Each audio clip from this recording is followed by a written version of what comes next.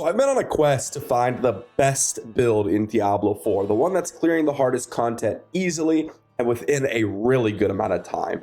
And there's a ton of content on the internet, but I actually found this video showcasing this build that someone else created by Rob, and he was absolutely blasting through tier 100, easier than most, if not all, other builds out there because of the insane damage reduction and insane damage that you could provide, which unfortunately is on the Druid, which is the only class that I really haven't invested a ton of time into yet because it is the least fun. But I want to talk about this build and just go over the numbers, which is just absolutely absurd, and you won't see these kind of numbers in terms of their multipliers except for maybe on the Necro. As per usual, I will leave a link to all this in the description down below. Now, I'm not actually sure who created this build. Rob mentioned someone else in his video, but it's a very common concept. This was just the best execution that I could find out there. And that is the Crone giving our Claw the guaranteed Storm skill, which is insane. But then we also combo that with the Druid's Key passive down here, which is going to give us a really, really insane Storm/Earth combo, Nature's Fury. Now, this is a build that, honestly, it's just super good due to the insane multipliers for damage reduction and damage. It doesn't really work if Druid doesn't have these insane numbers compared to every other class. And this is what really surprised me when diving into this build and really considering and comparing, because there have been a lot of times where, you know, I've jumped into, let's say, a different class, gone through the skills, and be like, yeah, this makes sense, this is how combo works. But for the Druid, you're gonna start to see some insane numbers, which you're not seeing in any other class.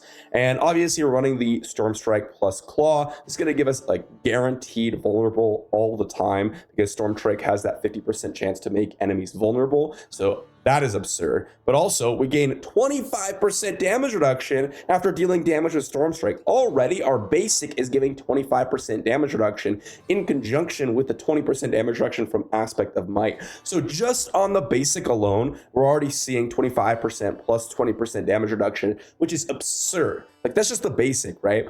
Granted, that is our damaging ability, right? A Claw to activate all of our different triggers and everything.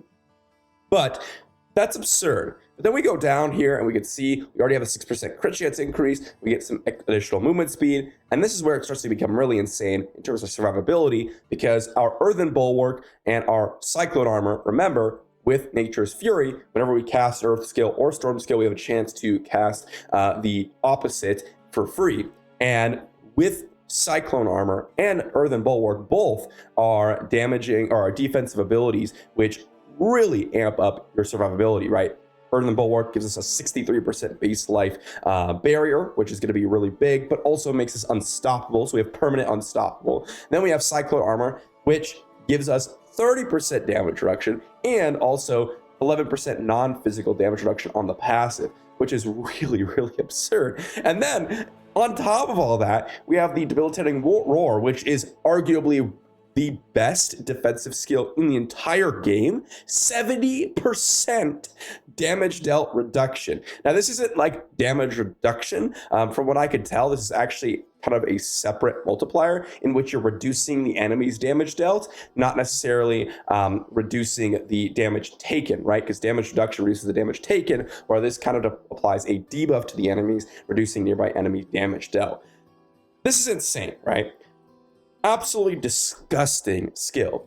And I've never seen such high damage reduction / survivability mechanics on any other class but the Druid. And the infinite barrier, pretty much with the infinite unstoppable, with additional damage reduction, and that ability to just proc and give us insane damage reduction in that group is insane. But then also, get this, look, increasing our non-physical resistance, which is nice, but mainly vigilance here, 15% additional damage reduction when using a defensive skill. Now, this build, with the addition of a lot of cooldown reduction and the ability to get that free skill, we basically can run around and spam both defensive skills all the time. Or I should say, with the build here, we basically have permanent vigilance damage reduction. So now we have 25% damage reduction for our basic, 20% damage reduction from our aspect of light on our basic. We have vigilance is giving us damage reduction. We have guaranteed full life barrier basically with unstoppable. And then we have additional damage reduction with cyclone armor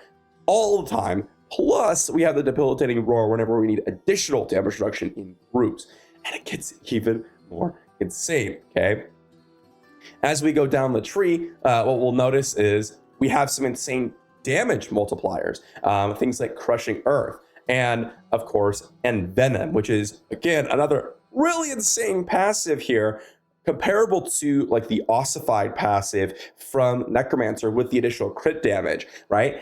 This is a ability or passive ability rather that you can really ramp up with a lot of your skills, particularly the amulet, which gives a lot of classes the ability to upgrade some passives, and this one could be the envenom passive. So now we're considering, okay, now we have 30%, potentially even more, 40, 50, 60, whatever it is, additional crit damage on poison enemies, which our critical strikes with werewolf skills are going to deal poison damage. So now we have infinite slows with our basic, infinite crit damage, I should say infinite crit damage, but infinite slows plus the additional infinite poison, which gives us an insane crit damage bonus on top of all that stuff. So our basic is not only CCing, it's not only giving us 25 plus 20% damage reduction, it's not only poisoning enemies, but it's also giving us massive crit damage bonuses with the envenom passive, which is absolutely just absurd. You can start to see how insane this build truly is, because on top of all that, we have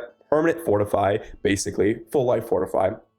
We have an insane amount of additional damage coming in from all of the different, I would say, the Nature's Fury split tree here with the additional increased damage versus vulnerable enemies, and stunned, immobilized, or knocked back, which is going to be common with our Petrify here, giving us increased critical strike damage when we're fighting bosses or random enemies when we petrify them. This is a skill that I really loved when playing the Druid in general, because this is just such an insane crit strike damage multiplier. And then, of course, we also have additional damage reduction against elites.